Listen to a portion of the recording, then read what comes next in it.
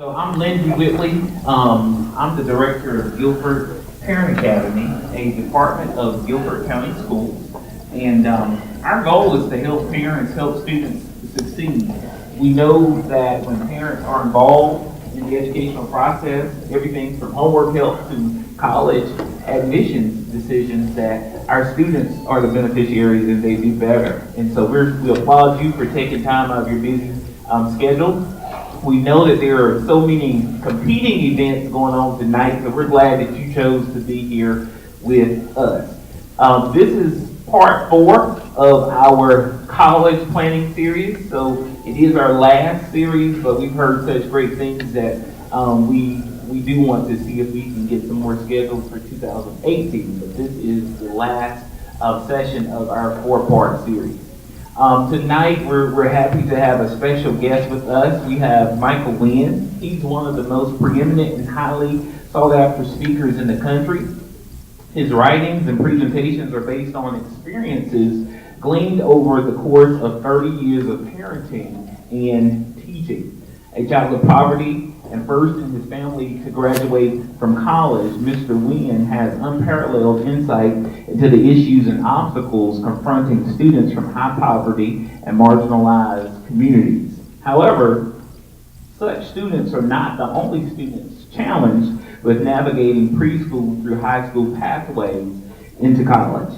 Many students fail to maximize the preschool through high school opportunities to take the right classes, earn the right grades, and achieve the right test scores needed to pave the way to full scholarships. Most students will fail to identify their hook and fail to match to the right college. Indeed, most students require guidance, support, encouragement, and inspiration. So Mr. Wynn has worked with students in elementary through community college, juvenile court schools, and alternative schools. He has also worked with elementary through college faculty and administrators. He has worked with parents from lower income to affluent communities. He has worked with schools, school districts, faith-based, and community organizations, and with policy makers. He's done everything. In essence, Mr. Wynn has worked with every stakeholder group concerned with increasing student achievement and supporting student success. And tonight, we're just excited to have someone of his caliber here with us. And will you just help me give a warm welcome to Mr. Mychal Wynn? I want to give you a sense of each component of this college planning, college admissions process. So hopefully, when you leave, if you're a student, you will have a better understanding of what you're going to need to do. If you're a parent, you will have a much deeper understanding of the competition and the complexities in this process. First, for the students and the parents, whenever you begin to identify colleges and universities that you wish to apply to, you have to understand the competition. In the work that we do each year with students, oftentimes they start the process with a group of colleges on their list, and they really don't know how competitive it's going to be to get into those types of colleges and universities, or where the competition is. Competition begins first in your school. As a matter of fact, when you look at highly selective colleges and universities, oftentimes they will not admit or offer admission to more than 2 students from any particular public or private school. In rare cases, more students may be offered admission. My wife and I were speaking with an admission counselor at Williams College last year, and we understood that they offered admission to a larger group of students from a particular high school, but typically 1, maybe 2 students from any given high school. Students are then competing against the students in their state for admission into particular colleges and universities. State universities, of course, they are competing against all of the students in North Carolina to get into North Carolina universities, but then when they begin to look outside of North Carolina, now they're competing with all of the students throughout the country trying to get in a particular college or university, international applicants, and then their demographic group. When you look at the demographics of any college and university, you're going to see percentages. Well, within those percentages, they typically remain the same over time. Why is that? Well, that's because within those demographic groups, there's a certain number of students who are going to be admitted into the freshman class. Then you're competing against students who are trying to pursue your particular major. Then you're competing against students who may have your gifts and talents. Athletes are really familiar with this. If you're a running back and you're trying to get in a particular college or university, and there are 5 other running backs your caliber in the United States, and the coach only needs one, guess what? He's looking for that one. If you're a student and you have high grades and high ACT scores or SAT scores, you may look really good in your school, but then when you compare yourself to students nationally and internationally, their gifts and talents in academics are being compared against your gifts and talents in academics. So it's all of these different levels that you have to consider as you're looking at how you compete. And here are the numbers. I mean, these numbers are daunting. When you talk about 25,000 public high schools in the United States, all of those schools are going to graduate a number 1 and number 2 student. That's 50,000 valedictorians, salutatorians in the pool of applicants, even before everyone else. So if you graduate number 1 in your school, that means that you're better than everyone else in your school. But you're now being compared against the number 1 in 25,000 public high schools, not to mention charter schools, Catholic schools, and private schools. Every year, it's about 3.3 million students who graduate from high school. 1.5 million are trying to get into 4-year colleges and universities. 8 out of 10 need financial aid. And all those students are trying to get into less than 3,000 colleges and universities. That's a huge amount of competition. So for any student who's in the room tonight, if you're in the 9th grade, that means that you have 4 years of high school to prepare for this competition. Unfortunately, what we see every year is that many students don't really give serious thought to it until 12th grade. At 12th grade, you can't go backwards to become more competitive. So this is what I want you to think about. And I have some video clips that I want to frame all the conversation that I want to have with you this evening. This first clip is a clip about rejection. And my wife and I are working with students throughout the country. This time, these are high school seniors now who are applying to colleges. And then over the coming months, a lot of them are going to experience rejection. So this student talks about her rejection, but I want you to listen to what she doesn't say about her planning. I can't imagine what her college essay sounded like. You know, she sort of talked about her experiences in her life, and we learned about all the things that she hated and she didn't like, and she has this overall analysis that in itself is flawed. Here's the reality of the schools that she applied to. Berry College, the college that she says it was her safe school, they let everybody in. Well, they do have a high admission rate of 60%. But of all the schools that she applied to, they're actually ranked higher than all the other schools. Berry College is ranked number 1 in regional universities. Boston College with a 32% acceptance rate is ranked number 2 in national. Pepperdine, a 37% acceptance rate, is ranked number 46 in national. UConn, 53% acceptance, 56 among national universities. Fordham, 47% acceptance, 61 among national universities. UC Santa Cruz, in her home state of California, which she made clear she did not want to go to school, almost a 60% acceptance rate, the same as Berry College, and 81 in national universities. Here's the point about her analysis, is that she doesn't talk about having engaged in any real research. She doesn't talk about having packaged herself or prepared herself. It was just sort of, hey, I'm going to apply. The reason this clip is so important is that this is what we see every year. We see students who are rushing to get their applications in the mail. They need to apply. They need to apply. Everyone goes to school as a senior. I just applied here. I just applied there. And there's a huge amount of money that's spent on applications to schools that, one, even if you were accepted to, your parents couldn't afford, and two, that you don't stand a good chance of being accepted to. So I want to clarify this for everyone in the room. What happens when you actually apply to college? It's important that young people understand the room where decisions are being made about your future. I want to take these 3 schools, because the schools that she listed, these are schools that are ranked high. They're not ranked low. They're not ranked at the top. So I'm going to take these 3 schools. Williams College, the number 1 ranked liberal arts college in the United States. Amherst, the number 2 ranked. And Bowdoin, the number 3 rank. And for the students and the parents, one question that's going to come up later is, well, Mr. Wynn, which admission cycle should you apply to? Well, this is information that you should discover through your research. And if you look at these 3 schools, you'll see that at Williams College, only 17% of the applicants are accepted in the regular decision pool, as opposed to 41% of the applicant's early decision. Well, what that means is if you accept 41% of your class who applied early decision, then there's only 60% of the class left to fill. And when you have a huge number of applicants for that 60%, the admission rate goes way down.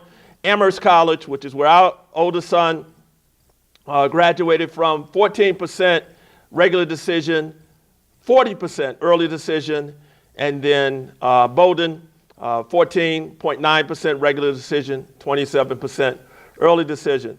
So here is what it looks like. When she got a decline, rejected from all of those schools, here is how it happened.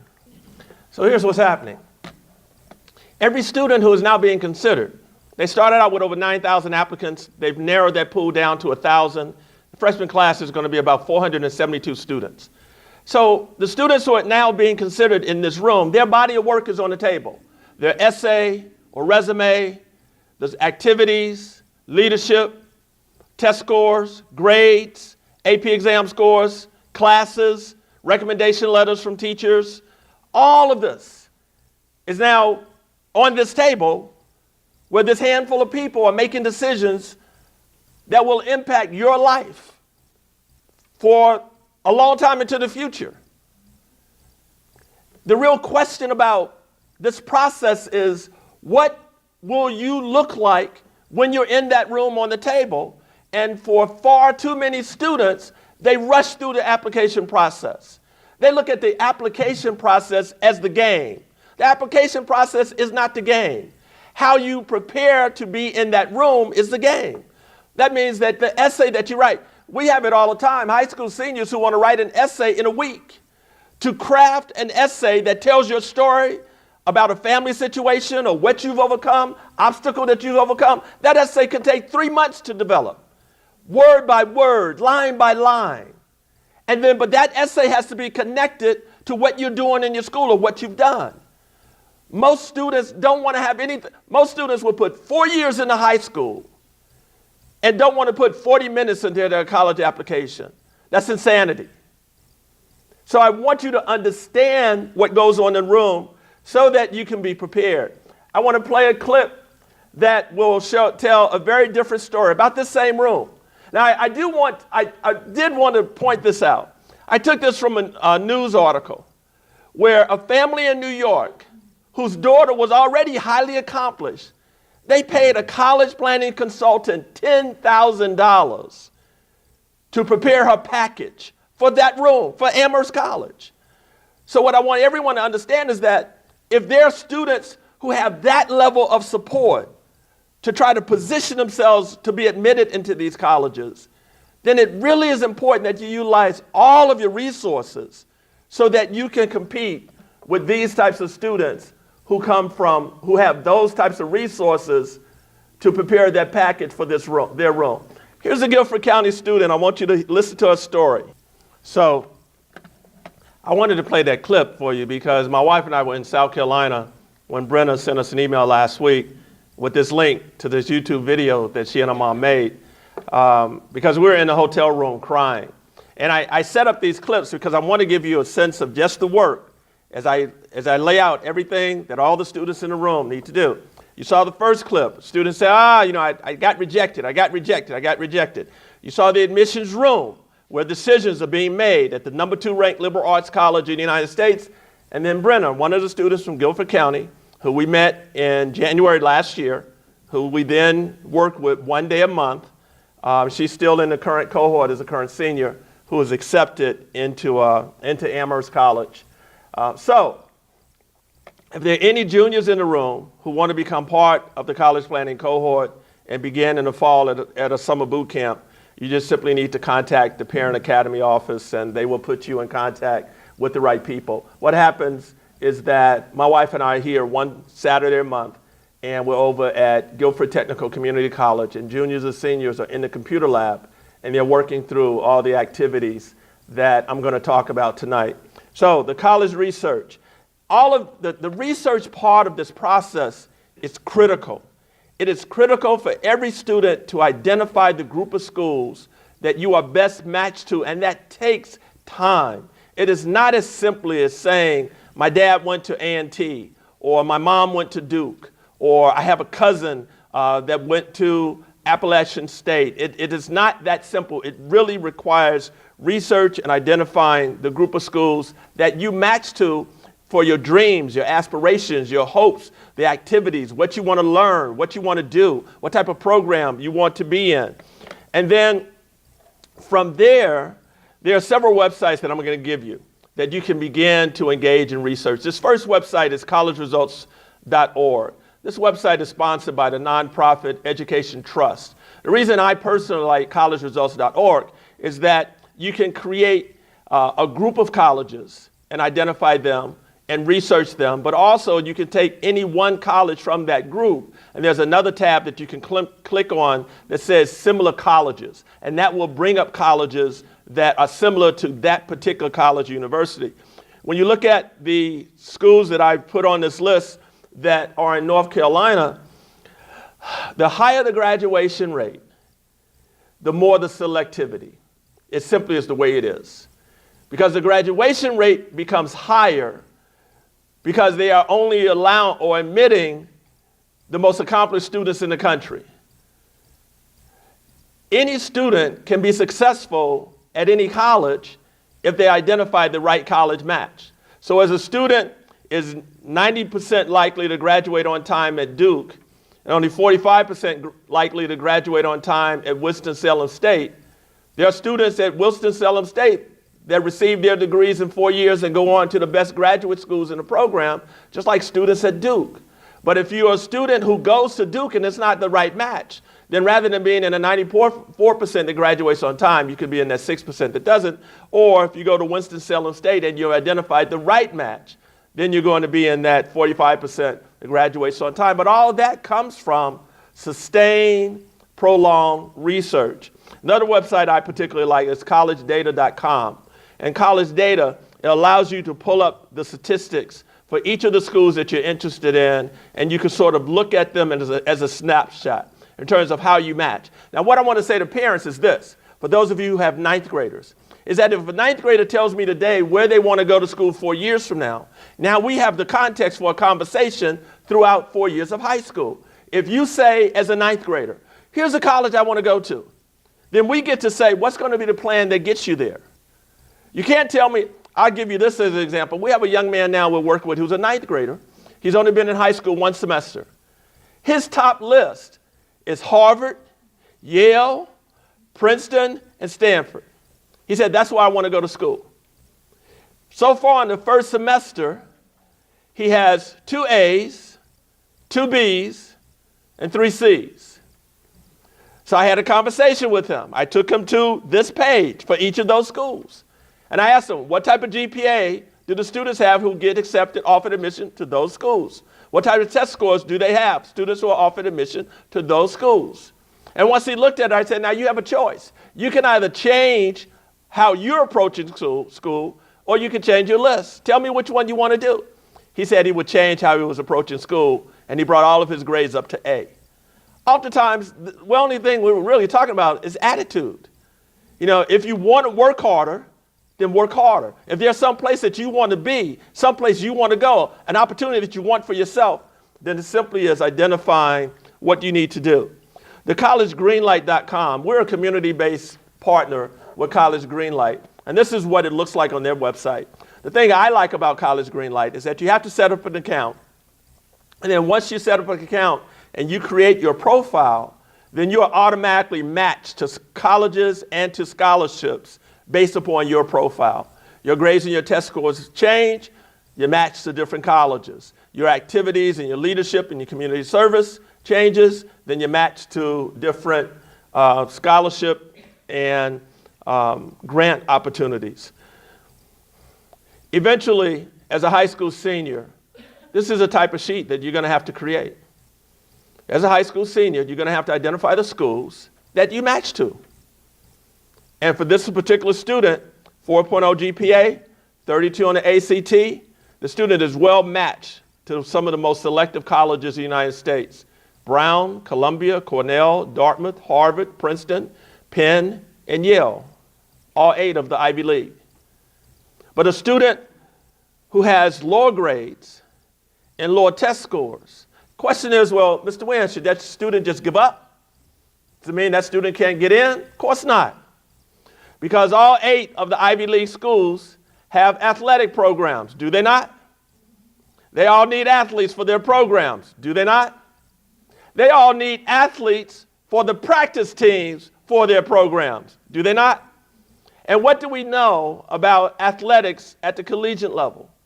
We know that there are athletes that have grades and test scores that are lower than the general pool. Do we not know that? But does a college or university only need an athlete? If they have an orchestra, maybe they need a cellist, or a pianist. If they have an a cappella, maybe they need a new voice. If they have a martial arts program, if they have a fencing team. What you get to decide as a high school student is you get to decide, where am I going to develop my gifts and talents? Now, I will give you an example from one of our students in Georgia. She is one of the only African-American fencers in the state of Georgia. There are a lot of African-Americans who run the 100 meters, who run the 400 meters. There are a lot of African-Americans who are playing basketball.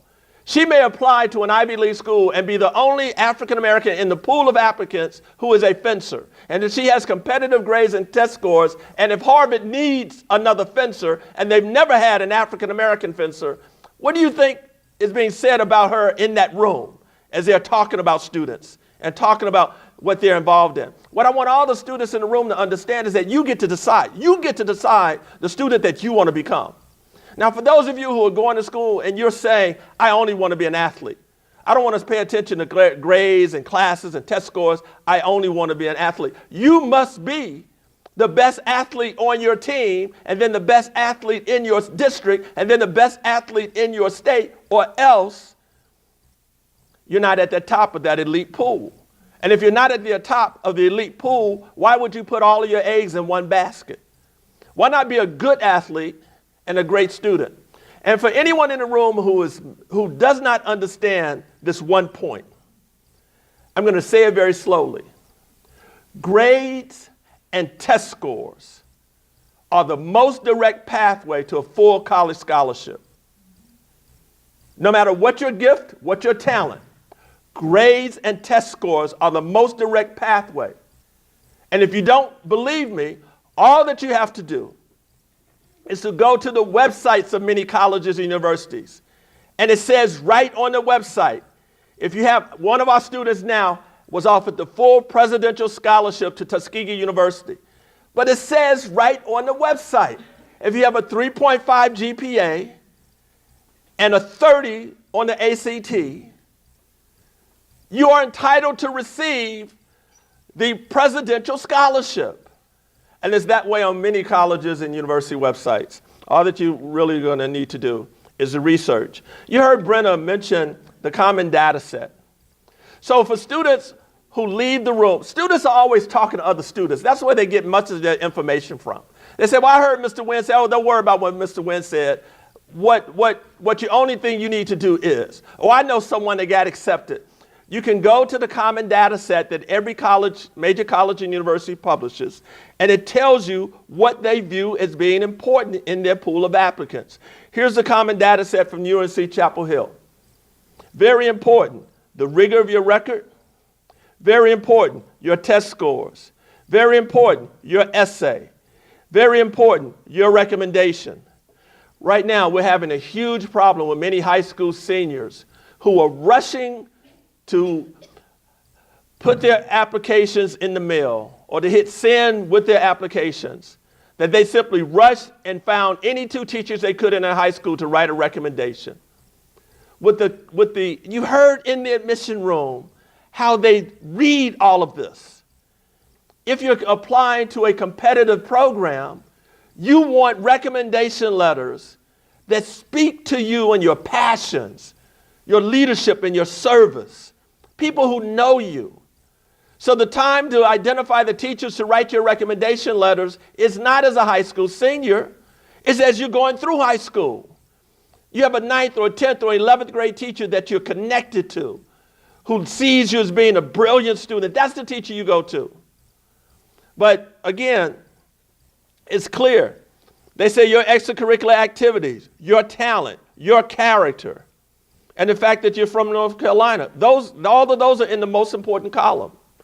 And what I'm saying to you is that as you begin to identify your group of schools, identify what they want and then be that student. It also talks about, these are the test scores.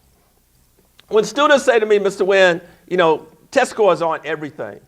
There are colleges that are test optional, and then there are colleges that require test scores.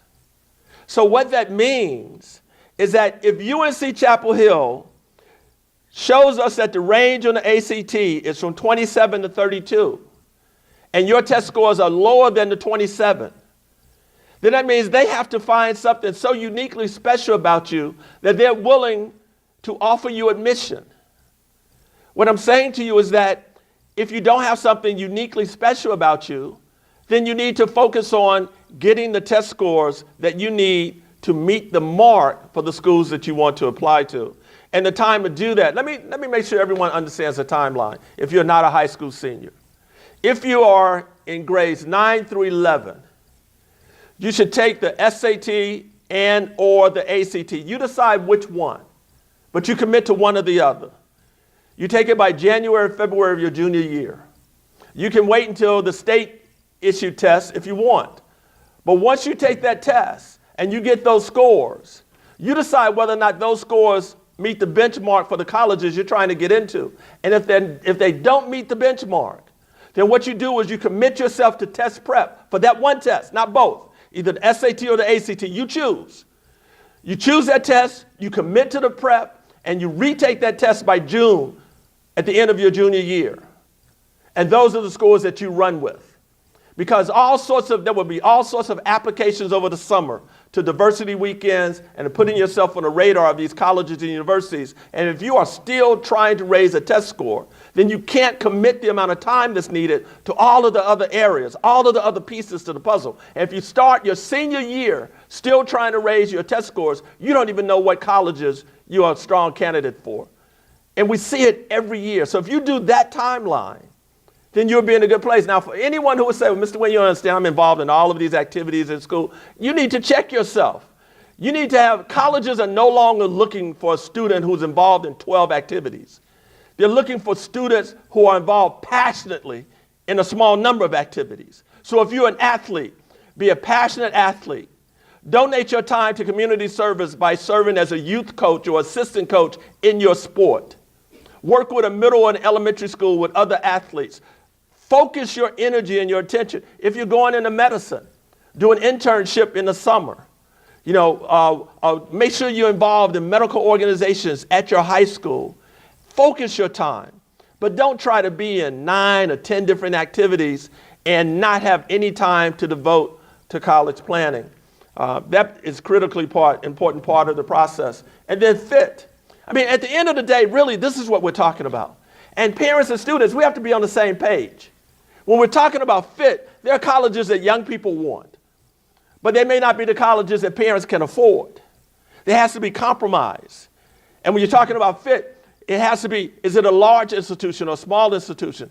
One of the things that happened with Brenna is that she applied to diversity weekends, and she was offered an all expenses paid visit to Amherst College. And then she went up to Amherst College for that one visit, all expenses paid. And she told me about walking across the lawn with one of the admissions officers, talking about Amherst. She said she came back, she knew exactly where she wanted to go to college. She knew that if she could get accepted there, that they were going to give her the financial aid that she needed. And she came back and she went all in. She applied early decision. So when her application was in that room, there were people in that room that knew her. And there were people in that room whose voices could speak for her. And so all of this is part of building relationships with the colleges and universities that you want to attend. If you've already identified your schools, you should already be on their mailing list. You should have already sent them an email. You should have already requested a view book. You should have already visited their campus. You should have already started to build a relationship with different people there. You should know about their programs. You should never apply to a college that you don't know what the mission of the school is. When you write your essay has to be focused on why you fit that school, because you got to understand the relationship.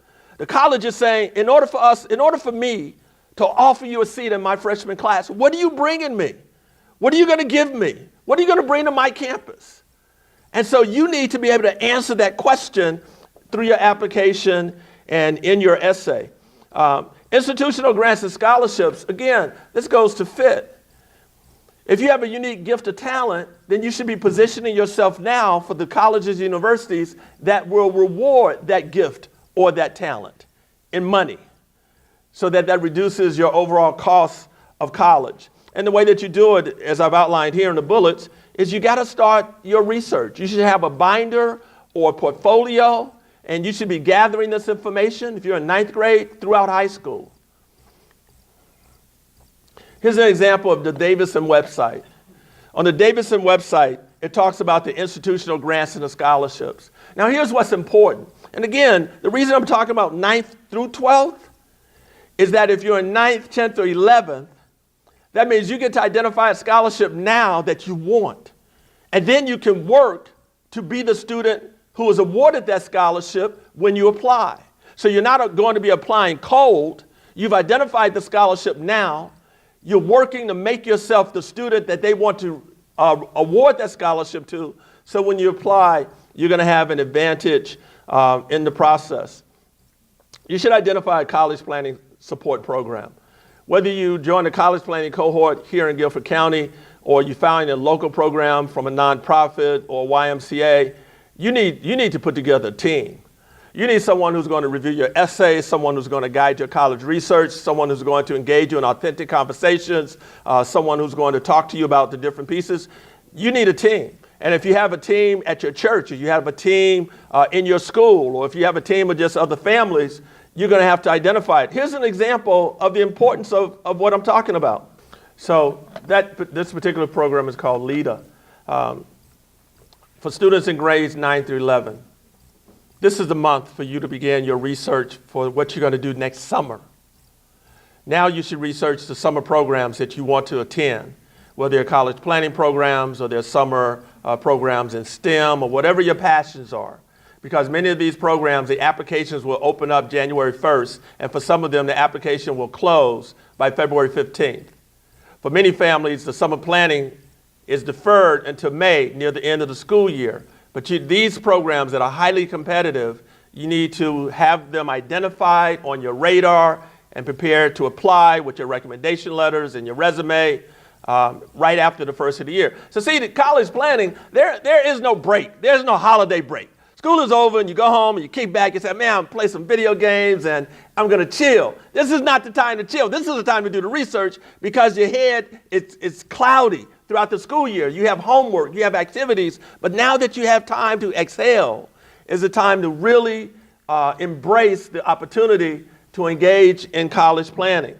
You need to identify the colleges where you fit. Some of the important programs, you heard Brenna mention QuestBridge. QuestBridge is a program that targets primarily students from families with a family income less from up to $75,000 a year. So that is the general population that they're targeting. QuestBridge has a relationship with some of the most selective colleges and universities in the United States, and if you are accepted as a QuestBridge finalist, then you can apply to all of their partner schools, and the application fee is waived at all of their partner schools. But it's not just QuestBridge stamps. The Stamp Scholars Program is offered by some of the most preeminent colleges and universities in the United States, and is based on leadership. You can identify the entire group of schools. But again, if you give you an example. Caltech is one of the universities that has the Stamp Scholarship. Caltech is the #2 engineering program in the United States. It's MIT and it's Caltech. It's those two. Well, highly selective. If you're in the 9th grade and you identify, I want to go to Caltech, and the way I'm going to get a Caltech education paid for is I'm going to be a Stamp Scholar. Well, now you look at the Stamps application, and then you do all the things that are necessary so that when you apply as a high school senior, that you are highly competitive. If you're a high school senior now, you should have already identified the admissions cycle. And I've already pointed to the fact that early decision is binding, but early decision provides you with the best opportunity to get into a highly selective school. And I say this to the parents as a parent. Our oldest son, he's a graduate of Amherst College. When our oldest son was in high school, he had a 3.3 GPA, I think maybe a 25 on the ACT. Amherst is expecting a 4.0 GPA and a 32 on the ACT. So how does our son get accepted? Well, he got invited to the diversity weekend. He met people on campus. He was a 3-sport varsity athlete. His hook was visual arts. He was a brilliant artist, had a brilliant art portfolio, and he applied early decision. So what he said to Amherst College was, look, I'm all in. If you accept me, I'm coming. And by December 15th of his senior year, it was done. He applied to one college. He got accepted to one college that he wanted to attend, and everything else worked out from there. So again, engaging in this research now is critically important. And here's an example of the difference between regular decision admission rates and early decision admission rates.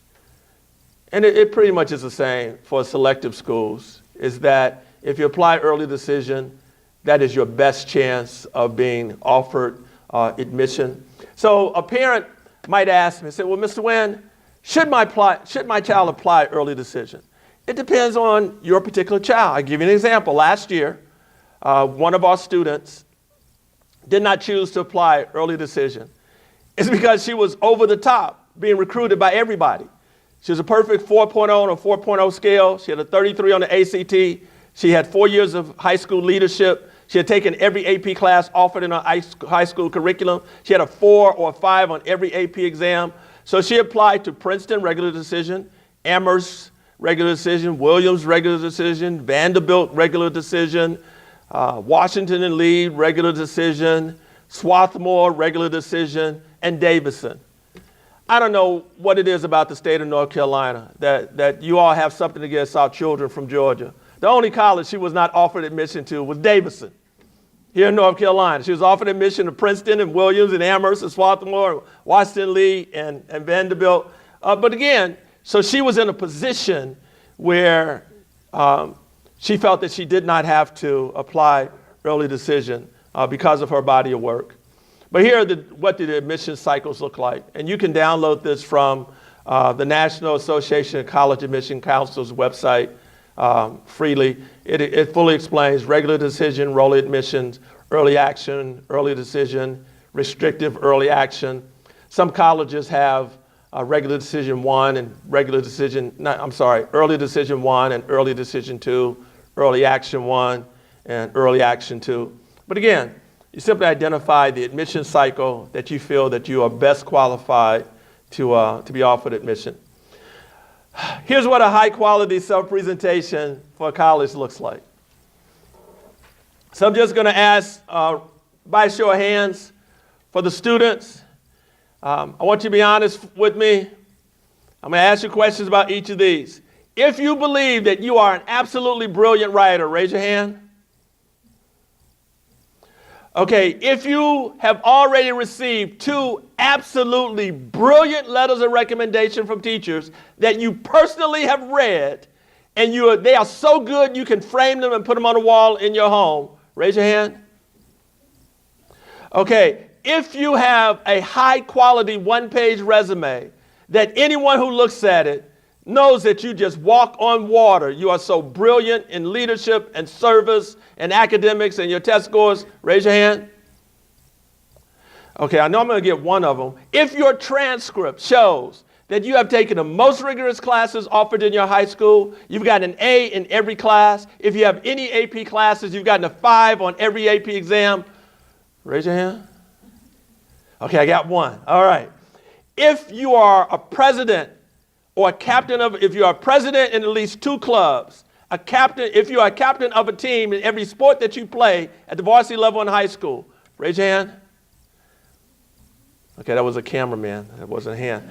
Okay, if you have brilliant community service where the person where you have been serving, whether it is in a church or a YMCA or anywhere along town, will write you a 3-page letter recommendation attesting to your character, to your leadership, to the difference that you make, that you are the anointed one in Greensboro, North Carolina. Raise your hand. Okay. What I'm saying to you is I have worked with students who could raise their hand in every one of these categories. And what I'm saying to you is that's the competition. Now, if you can't be the great in every category, just choose the one where you want to be great and commit to it. Because if I ask the questions a different way, if I said, if you have played a video game and you are better than all of your friends, they're just afraid to play you, raise your hand.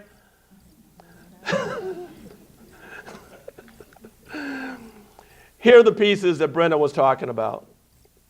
Before you are offered an admission letter to a college, here are some of the many things that you are being assessed on. And if you know this on the front end, then you have an opportunity to change your presentation. It's the information that we believe is critical. If you know, then you can decide to do. Here's what we see oftentimes in essays. And I want all the parents to really understand this. This is not a slight on Guilford County schools because this is national. Nationally, young people are not coming out of our secondary schools as accomplished writers. Many of the word prompts for college applications are intentionally broken into 3 or more components. How did you do that? Why did you do that? What did you learn from that? What would you do differently? Most students that we work with will only answer the first prompt and they get lost in the details. If you can't do well in that writing assessment, we have a lot of students that won't even complete their applications to Wake Forest. Although Wake Forest is a test optional school with a generous need-based financial aid policy, we have students who cannot get past the Wake Forest writing prompts. They just throw their hands up and say, Mr. Wynn, I just don't know how. And no matter how we work with them, they simply refuse to move forward. To become an accomplished writer, you just have to write. And young people spend so much time texting with their thumbs in lowercase. You won't believe the number of essays that I read that the pronoun I is lowercase. And it's been lowercase for 4 years of high school, and no one's been correcting it. And then it winds up in a college admissions room. And then that student's denied admission almost outright. So, all the little things matter. Application supplements. What I want to say to all of you who have developed gifts and talents, your parents should be developing your videos now, posting them to YouTube, and preparing a video library of you competing in your sport, of you performing music, of you and your artwork, of you in dancing. And I will also say this to parents, and I want to make sure that the parents are clear on this process. One of our students received a $25,000 Sallie Mae Bridging the Dream Scholarship last month based on a nomination that we made. Sallie Mae contacted our office, and the first question they asked me is they said, we couldn't find Damien's social media footprint. Does he have a Facebook page? Before they awarded the scholarship, they wanted to check out his background. And many colleges and universities are going to check out your social media footprint, your Facebook, your Instagram, your Snapchat. And so I want all the parents and the students to understand, and what I say to all the students that I work with, if you're embarrassed for me to be your friend on Facebook, then some of the colleges that you're thinking about, you should take them off your list. So, all of these are important considerations when you're looking at this process. I want to just, let's see, I'm at 7 o'clock. I don't have time to really spend on Kyra's narrative.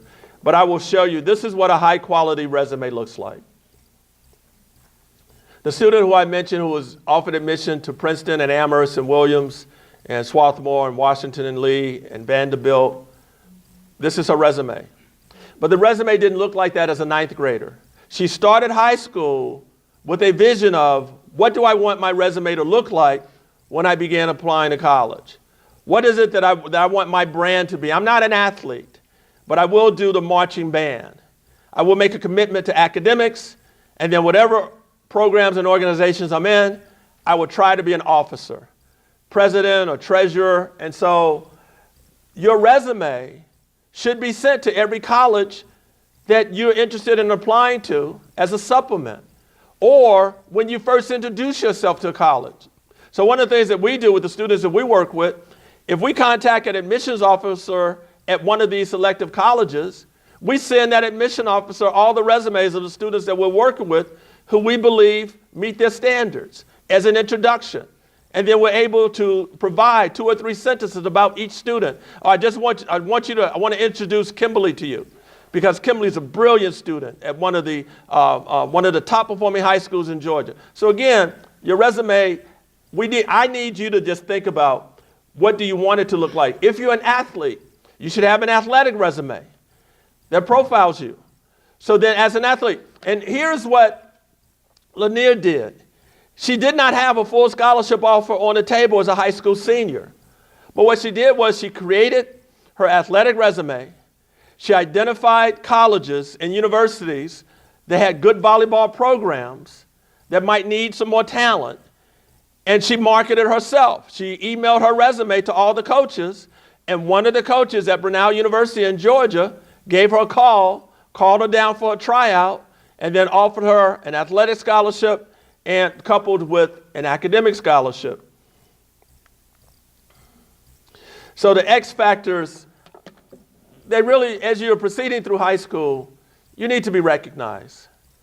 And what I want to say to the parents or the people who run programs or those of you who attend church, my wife and I are the education ministry leaders at our church, at Turner Chapel AME Church in Marietta, Georgia. As an education ministry leaders, what we have done is we have established a series of awards that we recognize our students with. They have a 3.0 GPA, they receive an academic medal. If they have the top GPA for their grade level, they're recognized with an Eagle Award. If they're performing leadership, they get a leadership award. All of these awards wind up on their resume when they begin applying to colleges and universities. If you're involved in any program, all that you need to do is go to the program, the coach, or go to the program supervisor, faculty advisor, and say, how can I be recognized for something? You know, one of our students was recognized as just being the most positive attitude on the team. You know, so again, you have to advocate for yourself, because you have to recognize when you're in the admissions room, how you want to compete with the other students who are in the room. 7:05, I don't have time to show that clip. Your recommendation also, your resume should guide your recommendation letters. This is critical. When you create your one-page resume, and then you approach a teacher for a recommendation letter, you hand the teacher your resume as you're requesting a recommendation letter. So the teacher has your resume on the table as he or she is writing your recommendation letter, and he or she is now able to reference your resume that fits 2 pieces together. So it's 7:05. I'm going to stop right there, and I'm going to move over. If I stand right here, will you be able to videotape me? Questions. How many of you understand how complicated this process can be? Any of the young people get a sense of it? Okay, so is there anyone that has a question on how you want to compete? Your personal situation. Are there any young people who are thinking now, man, I need to start putting up? Any young people think that you may need to set some goals for yourself to become a better student? Anybody in the room, you're getting B's when you could get A's. So you're letting yourself be less competitive. There should be no one in this room, if an A is 90, and you have a grade of 85, then you need to become an advocate for yourself. You need to go to a teacher and say, how can I get that other 5 points? I need to get an A. You need to take ownership of that. And I want to say this particularly to the young men. Young men on basketball courts, they have swagger and they have attitude. When they go on a basketball court, they want to be better than the guy in front of them. They want to do better than the guy in front of them. But so often they go into a classroom and they go to the back of the room. Well, when that teacher has to write a recommendation or that teacher does an evaluation, he or she is not seeing you as an outstanding student. He or she is seeing you at the back of the room. What I want you to understand is that the way this works, you need to be exceptional in everything. Now, many of you will say, Mr. Wynn, I can't be exceptional in everything. Maybe not, but it should not be because you didn't even try. So you should go to school with an attitude to be exceptional. Now, for the parents who would say, oh, Mr. Wynn, that's going to put too much stress on my child. Let me ask you something. How much are you willing to go into debt? There are parents who are $90,000 in debt because their kids started school, the wrong school, transferred to another school, lost a year, had to start over, or they wind up at the wrong school, didn't finish their degree at all. What I'm saying to all of us is this has to be a team. That means, and the only way that you can be on a good team, you got to have good coaching. So I would say this to the students. If you write an essay, you probably don't want your parent critiquing it. Because parents don't want to hurt your feelings, typically, particularly moms. Moms don't want to hurt your feelings. You need to go find someone who is going to rip it apart. And I'll tell you this, I'm telling you, after 30 years, most of the essays that I need a student to write a 1,000-word essay so I can find one paragraph of good material. And if they can give me 1,000 words and I can take everything out and start out with just, you gave me a good opening, let's just work with that. I also want to tell you this. When you apply to college, that is not the time to hide your dirty laundry. When you apply to college, you need to speak to your issues. Colleges want to know, how did you overcome? Look, I'm telling you, I wish someone had told me this. I was adopted. I never mentioned that when I applied to Northeastern. I grew up poor in Chicago. I never mentioned that. I attended one of the lowest performing public high schools in the country. I didn't mention it, but they knew it. I had all sorts of issues dealing with gang violence in Chicago. I was expelled from one high school. I had all these issues that never wound up into my essays. And it was only by God's grace that I wound up at Northeastern. And it's something now when I reflect back on it, because you need the average ACT score to be accepted at Northeastern is 32. And when I graduated from high school in Chicago, I may have had a 24, maybe. But even if I had a 24, the average ACT score at my public high school would have been a 12. So I would have been twice the norm at the high school. So they must have seen in me grit or determination. And what I'm saying to you is that there are all sorts of scholarship opportunities and college opportunities. We're nominating some students now for the Torch Scholars Program at Northeastern. They receive about 500 nominations annually for 5 full scholarships. 4.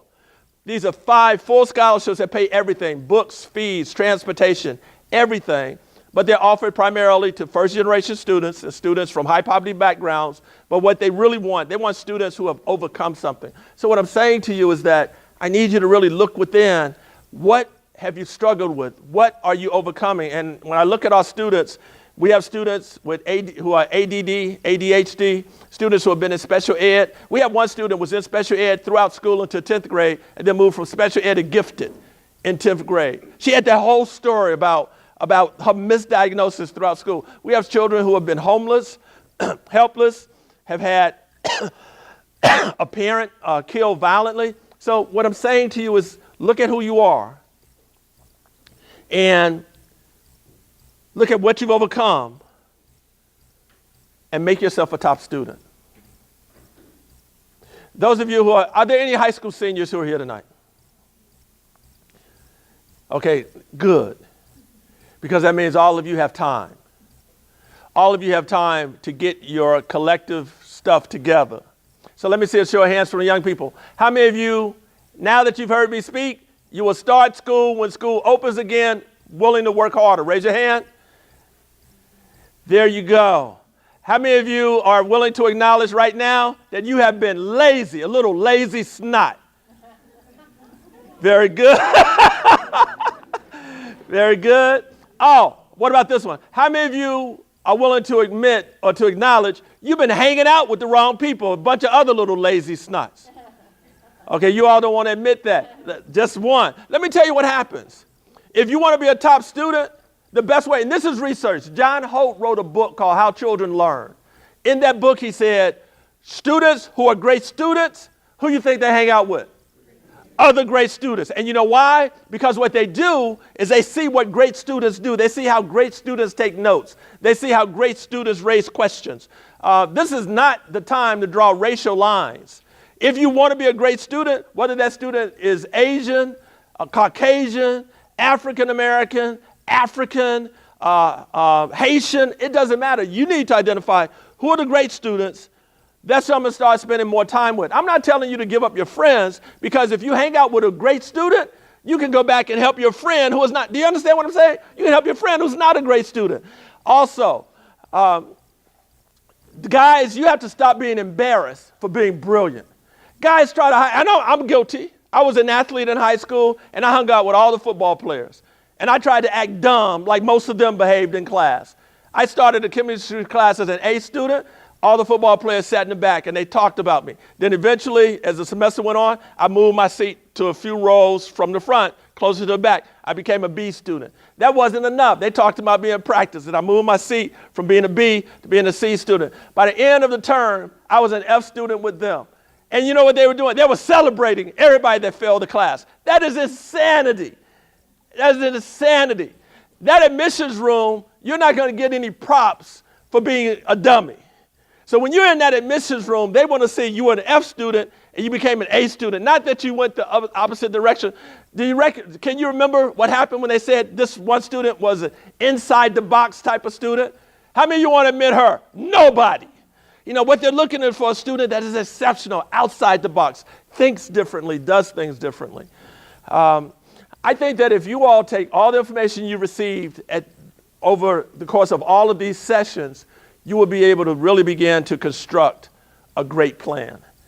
And if you have a great plan, that plan has to be for you, not for someone else. So whatever your gifts and talents are, they have to be for you. But of all the things I've said tonight, I need you to understand this. You are going to be compared to students from your demographic group. If you are Asian and you are a brilliant Asian student, it's unfair, but you're going to be compared against all the other brilliant Asian students who are in the pool of applicants for college or university. If you're a Caucasian student, and you may say, oh man, it's unfair that other students, you know, this is a myth. A lot of white students think, oh, these other people, they get a slot that I should have gotten. You realize that most of the colleges and universities you look at, they're 70 to 80% white. That means that that's the dominant group on that particular campus. So you should never say, oh, someone else got my spot. Understand who you are. You're comparing yourself to students in that group. It's just the way it is. And if you're African American, let me say this as a parent of two African American young men. My wife and I were relentless. We made grades our household priority, and it paid off. Our youngest son is a Gates Millennium Scholar who started his college career at Morehouse College. Our oldest son, Amherst College, with a generous financial aid package. But I'll tell you what happened in high school. I got a call from our son's high school coach. And he said, Mr. Wynn, Mychal was in, and he was complaining about his course schedule. And I said, what do you mean? He said, it's too hard, because he was in AP Physics and AP Calculus. And he said, it's interfering with football. And as God is my witness, here's what I said to the coach. I'm sorry, coach. I'll take him off the football team. Do you realize that when my coach told my son that at practice, my son came home that day and said, Dad, I'm sorry the coach called you. Don't worry about it. It's all good. You got to get your priorities in line, and you got to focus. And so for parents, you got to recognize this is a team sport. You need some teachers on your team. You need some counselors on your team. And you need to build strong relationships with the community. I thank you all so much. Thank you.